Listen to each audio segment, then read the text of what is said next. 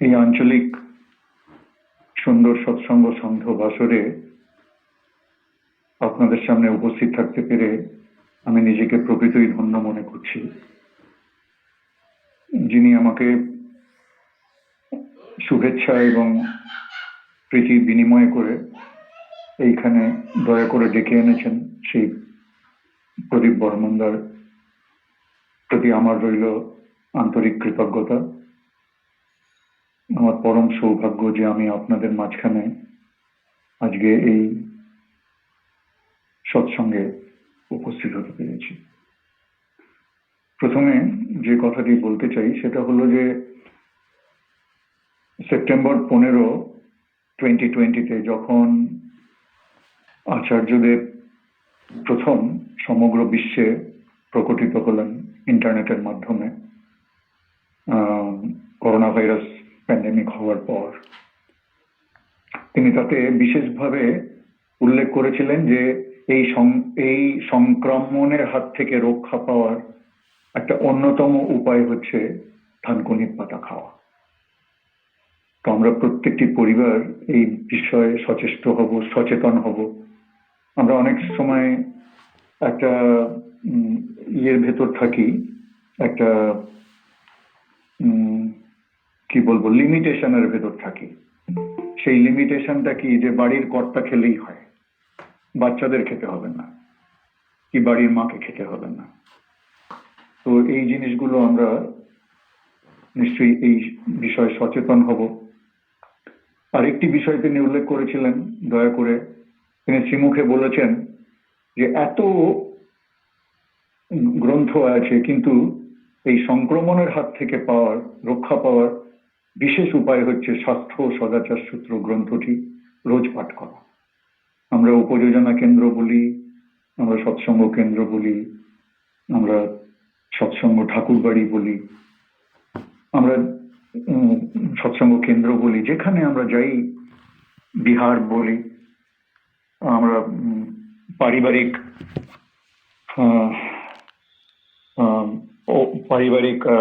কেন্দ্র বলি।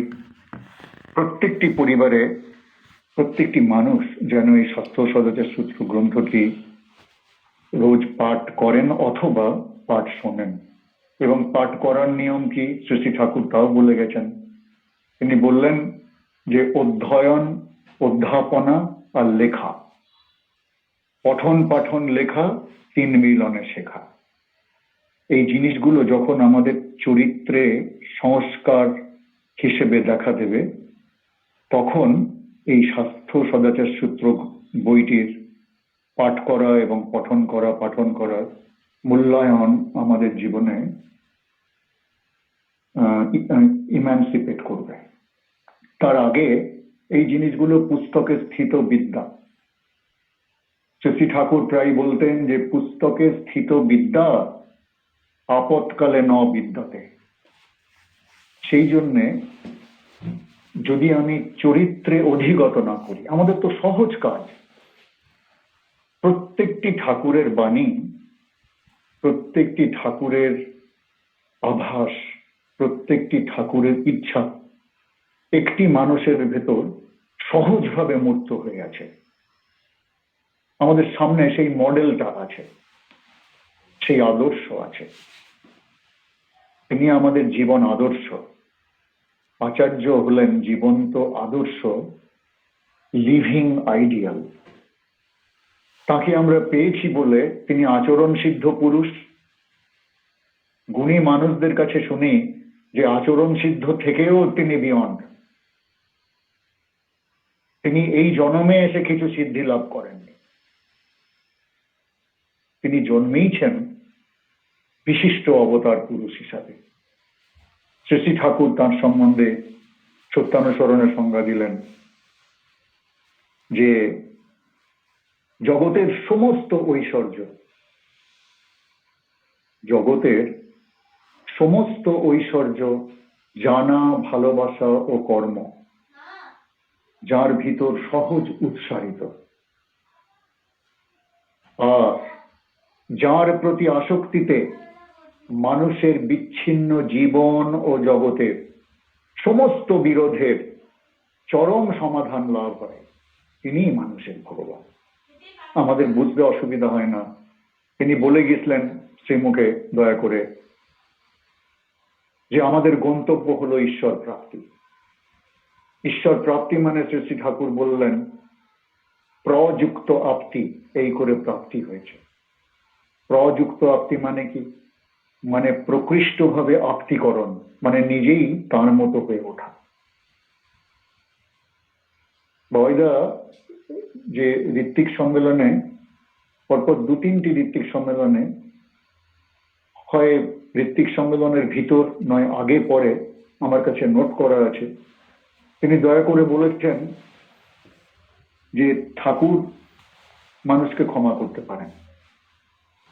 ঠাকুরকে কেউ যদি ব্যথা দিত, দুঃখ দিত, কষ্ট দিত, নির্যাতন করত, ঠাকুর তাকে ব্যথা, কষ্ট, দুঃখ, নির্যাতন ফিরিয়ে দিতেন না, বরঞ্চ তিনি আরো ভালোবাসতেন। একজন মানুষ হিমায়তপুরে শ্রী শ্রী ঠাকুরকে মাতা মনমোহিনী ধাম যেখানে ছিল, সেখানে ঠিক শ্রী শ্রী ঠাকুর অবস্থান করছিলেন, সেইখানে এসে প্রণাম করল। ঠাকুর সঙ্গে সঙ্গে উঠে পড়লেন, উঠে পড়ে চটি জুতো পরে বললেন, চলো আমার সঙ্গে চলো। তো সেই ভদ্রলোক শ্রী শ্রী ঠাকুরের অনুগমন করলেন, আর কেউ অনুগমন করলেন না। তো তিনি একটি ছুরি নিয়ে এসেছিলেন শ্রী শ্রী ঠাকুরের বক্ষ বিদীর্ণ করবেন বলে। শ্রী শ্রী ঠাকুরকে হত্যা করে তিনি নিজে গুরু সাজবেন বলে। শ্রী শ্রী ঠাকুর তাকে একটা পাট ক্ষেতের ভেতর নিয়ে গেলেন। সেই পাট ক্ষেতের ভিতর, পাট ক্ষেত আপনারা জানেন 8-9 ফুট পাট ক্ষেত হয়, তার ভিতরে আমি যদি অনুপ্রবেশ করি তাহলে আমাকে দেখা যাবে না। তো শ্রী শ্রী ঠাকুর সেই অনুযায়ী ওই মানুষটিকে বাঁচাবার জন্য ঠাকুর বললেন যে আপনি চটপট আমার কাজ সেরে ফেলুন, আপনার চটপট কাজ সেরে ফেলে এখান থেকে বাসে করে পাবনা টাউনে গিয়ে ঈশ্বরদী স্টেশনে ট্রেনে উঠে সোজা শিয়ালদায় চলে যান, যেখান থেকে আপনি এসছেন, কলকাতা থেকে। কেননা এরা যদি জানতে পারে যে আপনি আমাকে মেরে ফেলেছেন, তাহলে কিন্তু আপনার খুবই দুর্দশা হবে।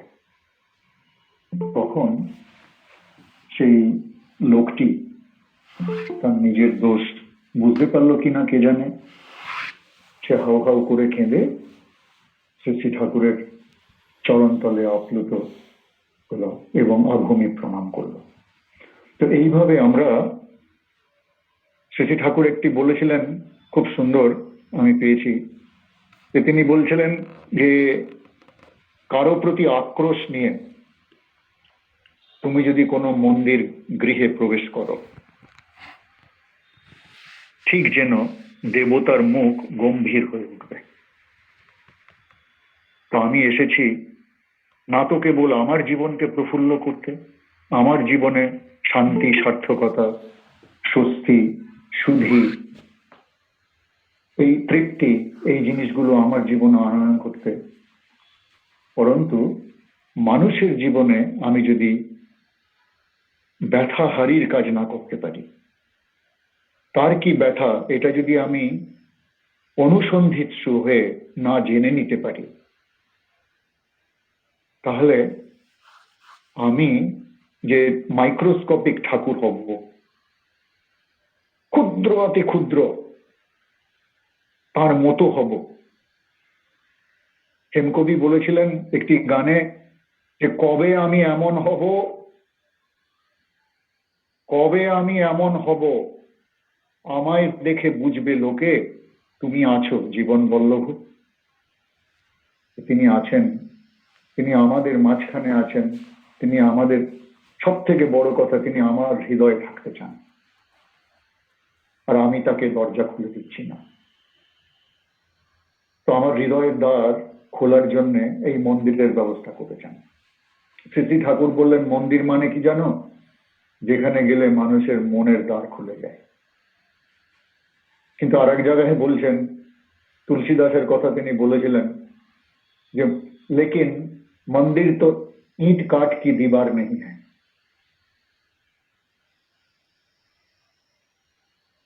একবার মালদাতে মন্দির হচ্ছে, তাতে ছাদ ঢালাই হবে।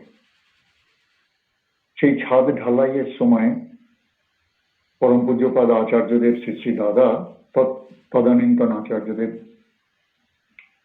শ্রী শ্রী বরদা, তিনি ব্রহ্মাদাকে বললেন যে ব্রহ্মা, তুমি না গেলে এই কাজ হবে না, তুমি গিয়ে এই ছাদ ঢালাইয়ের ব্যবস্থা করো। তো ব্রহ্মাদা পরম পূজ্যপাদ শ্রী শ্রী দাদার কাছে গিয়ে আরো রকমারি সমস্ত নির্দেশ গ্রহণ করে তিনি চলে গেলেন কাজে। কিছুদিন পরে, 1 মাস না 1.5 মাস আমি ঠিক জানি না, তিনি ফিরে এলেন। তিনি ফিরে এসে নাটমণ্ডপে প্রণাম করলেন এবং তিনি এই শুভ সংবাদটি জানানোর জন্য, প্রভুর চরণে শুভ সংবাদটি জানানোর জন্য উদ্গ্রীব হয়ে উঠলেন। এদিকে শ্রী বরদার ওঠার সময় হয়ে যাচ্ছে। শ্রী বরদা কাঁধে চাদর ফেললেন। কাঁধে চাদর ফেলে উঠতে উঠতে বললেন ব্রহ্মাদার দিকে তাকিয়ে, এই বাহিরের কাজ কি আর কাজ রে, ভিতরের কাজই আসল কাজ। তো আমার মনে হয় যে আমাদের প্রত্যেকের একটি গুরু দায়িত্ব আছে। সেই গুরু দায়িত্বটা হচ্ছে যে কি করে আমার ভিতরের কাজটা আমি পরিষ্কার করব, আমি ভিতরের কাজটা সুন্দর করে তুলব, তাহলে বাইরের কাজটা ঝকঝকে হয়ে যাবে, আমার চিন্তা থাকবে না। আর যেহেতু তিনি এই বিশেষ আশীর্বাদে আমাদের পুষ্ট করলেন, তিনি বললেন যে 3 কোটি দীক্ষা হয়ে গেছে। এই খবর আমরা পেলাম 321তম ঋত্বিক সম্মেলনে। 3 কোটি দীক্ষা সম্পন্ন হয়েছে। এই 3 কোটি দীক্ষা সম্পন্ন হতে ধরেন 115-20 বছর লেগে গেছে, কারণ ঠাকুর 133 বছর জীবিত ছিলেন। তো ধরা যেতে পারে 115 বছর মতন দীক্ষার কাজ হয়েছে। তাহলে এই যে 3.5 কোটি নতুন দীক্ষার কথা তিনি দয়া করে শ্রীমুখে প্রকাশিত করলেন। এবং আরেকটি ইন্টারেস্টিং ব্যাপার হচ্ছে, শ্রদ্ধেয় প্রতিঋত্বিক দেবতা শ্রীযুক্ত সঞ্জীব কুমার মণ্ডলদার মাধ্যমে 322তম ঋত্বিক সম্মেলন, যেটি ডিসেম্বর মাসে 31 তারিখে অনুষ্ঠিত হলো, তাতে আমরা জানতে পারলাম, সঞ্জীবদা আমাদের বললেন যে আচার্যদেব কয়েকদিন ধরেই বলছেন যে বুঝলে সঞ্জীব, এই নম্বরটা কিন্তু আমি তোমাদের দিইনি, ঠাকুরই কিন্তু আমাদের দিয়েছেন, আমাকে দিয়েছেন, আমি খালি তোমাদের বলে দিলাম। তো এই পরম পুরুষের প্রতিনিধি এই শুভ ইঙ্গিত আমাদের দিয়েছেন, আমরা যাতে করোনা ভাইরাস থেকে মুক্তি পেতে পারি। আর করোনা ভাইরাস কিছুই না, এটা তুচ্ছাতি তুচ্ছ একটি রেজিস্ট্যান্স। এর থেকে বড় বড় বড় বড় রেজিস্ট্যান্স যে কত আসবে আমাদের জীবনে, রোগ শোক ব্যাধি জরা, কিন্তু সেই রোগ শোক ব্যাধি জরা দূরে পালাবে তারা যদি আমরা তন্মুখী, তৎচিন্তা সম্পন্ন হয়ে, তদ্গতি সম্পন্ন হয়ে, তদ বিষয়ক কর্মে নিজের জীবন এবং আমার পরিবারের প্রত্যেকটি সদস্যের জীবনকে আমি পরম পিতার ছন্দে যদি নাচিয়ে তুলতে পারি, তাহলেই আমার জীবনে সার্থকতা। তা নইলে এ সমস্ত কথা খালি আমার মনে হয় তাত্ত্বিকতা হয়ে যাবে। গুণী মানুষদের কাছে শুনেছি, পরম পুরুষ যখন কিছু চান সেটা নাকি পরমা প্রকৃতি মঞ্জুর করে রাখেন। যুদ্ধ শেষ হয়ে গেছে, অর্জুন গেছেন শ্রীকৃষ্ণের কাছে যে এবার তো আমি বেকার হয়ে গেলাম, কুরুক্ষেত্র যুদ্ধ শেষ, এবার আমি করবো কি? তো তিনি তখন বললেন, এবার তুমি আমার কাজ করবে। অর্জুন বললেন, আমি তো আপনার কাজই এতদিন করছিলাম। তখন তিনি বললেন, এবার তুমি আসল কাজ করবে। এতদিন তো যুদ্ধ করেছো, এইবার মানুষ সৃজন করো, আমার জন্য লোক সংগ্রহ করো, মানুষ সৃষ্টি করো। একটি ঋত্বিক সম্মেলনে পরম প্রেমময় শ্রী শ্রী ঠাকুর উপস্থিত ছিলেন। অনেক ঋত্বিক সম্মেলনে তিনি উপস্থিত থাকতেন তদানীন্তন কালে। শরৎদারা ঋত্বিক অধিবেশন অনুষ্ঠান করছেন। শ্রী শ্রী ঠাকুর যথাস্থানে তিনি আসন গ্রহণ করলেন। করার পর তিনি বললেন, শরৎদা লেখেন, আমি 42টা দফা দেব। প্রথম দফা লেখেন, মূল কাজ হলো দীক্ষা।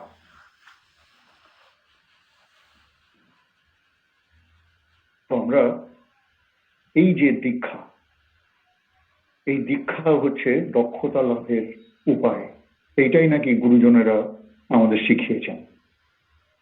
তাহলে আমরা কেমন করে আমাদের প্রত্যেকটি পরিবারে একটা চর্চা হওয়া দরকার, যে আজকে আমরা কোথায় যাব, কালকে তো ও জায়গায় গেলাম, কালকে তো 5টা মানুষকে আমরা কল করলাম। এখন আরেকটি বিষয় হচ্ছে, যেটা আচার্যদেব নিজেও বলেছেন দয়া করে, যে এখন হয়তো আমরা অনেক জায়গায় যেতে পারছি না, ইচ্ছা করলেই ওই মানুষটার বাড়ি গিয়ে বলতে পারছি না যে আপনার বাড়িতে এলাম, বা অন্য মানুষকে ডাকতে পারছি না। এটা একটা ব্যথার ব্যাপার।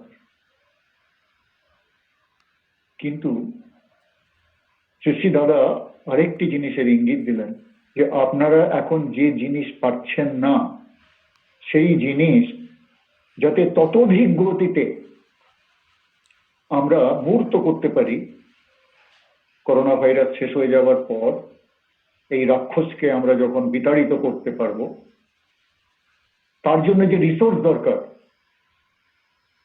তার জন্য ম্যান দরকার, মেটেরিয়ালস দরকার, মানি দরকার, এই সমস্ত জিনিস আমরা সংগ্রহ করব। এখন আমরা মানুষ সংগ্রহ তো করবই, চেষ্টা করব, যদিও একটু প্রতিকূল অবস্থা আছে। আমরা রোজ একটি লিস্ট বানাতে পারি যে আমি প্রাথমিকভাবে এই 5টা মানুষকে আমি কল করব, সে গুরু ভাই হোক বা বাইরের মানুষ হোক। মায়েরা আমরা চেষ্টা করতে পারি একইভাবে, যে এমনকি রান্না করতে করতে দেখা গেছে যে অনেক মানুষ রান্না করতে করতে কিন্তু ফোন করা যায়, তাতে অসুবিধা হয় না। তাতে সদাচারকে মেনটেন করে যদি সুন্দরভাবে জিনিসটা রপ্ত করা যায়, যে যেখানে রান্না হচ্ছে তার ওপরেই আমি গিয়ে কথা বললাম না, কিন্তু একটু ফাঁকে স্পিকার ফোন লাগিয়ে রাখলাম, আমি তখন কথা বলে নিতে পারি আমার প্রয়োজন অনুযায়ী। সেই প্রয়োজনটা কি না দীক্ষার প্রয়োজন, আর কোনো কাজ নেই আমাদের। এই যে সমস্ত যে যে মন্দির, এই যে সমস্ত প্রকল্প, এই যে সমস্ত বড় বড় কাজ, তিনি খামাখা সৃষ্টি করেন। তিনি খামাখা সৃষ্টি করে আমার মতো মানুষকে বিধ্বস্তির কবল থেকে বাঁচাবার জন্য উদ্ধারের পথ দেখান। কিন্তু আমাকে তিনি প্রতিশ্রুতিবদ্ধ করেছিলেন দীক্ষার প্রথম দিন। এই যে আমার পরম শ্রদ্ধেয় ঋত্বিক দেবতা শ্রীযুক্ত গোবিন্দচন্দ্র সাহা, তাকে আমি দেখেছি ওই প্রচন্ড মশার কামড়ের ভেতর তিনি ঘন্টার পর ঘন্টা বসে আছেন।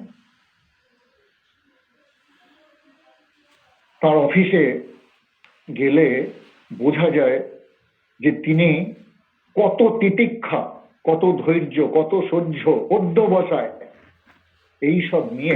এগুলো তো মুখের কথা না, এগুলো আমরা ডেমনস্ট্রেশন দেখলে আমাদের জীবনে আনন্দ হয়। আমি একাধিকবার এই বর্ধমান মন্দির একটি পুণ্যভূমি, ওখানে গেলে আমার হৃদয়ে একটা অনুরণনের সৃষ্টি হয়। গত বছর তিনি দয়া করে এসেছিলেন সত্যয়নিক দীক্ষার কাজে, আমি সেখানে উপস্থিত ছিলাম তারই দয়াতে, নাহলে তার দয়া না থাকলে আমি উপস্থিত হতে পারতাম না। তো যাই হোক, এই যে আহ, শ্রদ্ধেয় ঋত্বিক দেবতা গোবিন্দদা বলছিলেন যে আমাদের প্রথম দিন আমার ঋত্বিক দেবতা আমাকে দিয়ে প্রতিশ্রুতি করিয়েছিলেন যে জীবনের এই ক্ষণ হইতে আমার এই ইষ্ট কর্ম করা আমার জীবনে পরম যোগ্য হয়ে উঠুক। আমি সেই প্রতিশ্রুতি ভঙ্গ করেছি, হয় প্রতিশ্রুতি ভঙ্গ করেছি না বুঝে না জেনে, নয়তো কি প্রতিশ্রুতি করেছি সেটাই জানি না, সেটাই বুঝতে পারিনি, অথবা আমি প্রতিশ্রুতি ভঙ্গ করবার জন্য এই প্রতিশ্রুতি নিয়েছিলাম। আবার কিছু মানুষ আছে যারা চতুর মানুষ। এই যে গোবিন্দদার নামে একটি ভালো চরিতামৃতে কথা আছে যে যেজন গোবিন্দ ভজে সে বড় চতুর। যে নাকি গোবিন্দ ভজে, যে ঠাকুরের জন্য অন্তর্মুখী জীবন সঞ্চালনা করছে, সে চতুর হয়। সে কি করে? সে এই খালি আচার্য সঙ্গ সান্নিধ্য করাটা একরকম জিনিস, আর আচার্য নির্দেশবাহী হয়ে তার সঙ্গ করাটা আর এক জিনিস। তো আমরা যারা আচার্য নির্দেশবাহী হতে চাই, প্রথমে জেনে নিতে হবে কি তার নির্দেশ। তার নির্দেশ হচ্ছে এই 3.5 কোটি দীক্ষা। এর জন্যে আমার কতটা অবদান বা কতটা আমার জীবনে আমি কতটা এটা আমার রিসোর্সকে আমি কিভাবে খরচ করব, এইটা যেন আমাকে বলে দিতে না হয়। কারণ আমি যদি না করি অন্য মানুষ এসে করে দিয়ে চলে যাবে। প্রকৃতিতে এই 3.5 কোটি দীক্ষা হয়ে আছে। আমি দীর্ঘ সময় নিয়ে নিলাম, আপনারা ভালো থাকেন। পরমপিতা রাতুল চরণে প্রার্থনা করি আপনারা সুদীর্ঘজীবী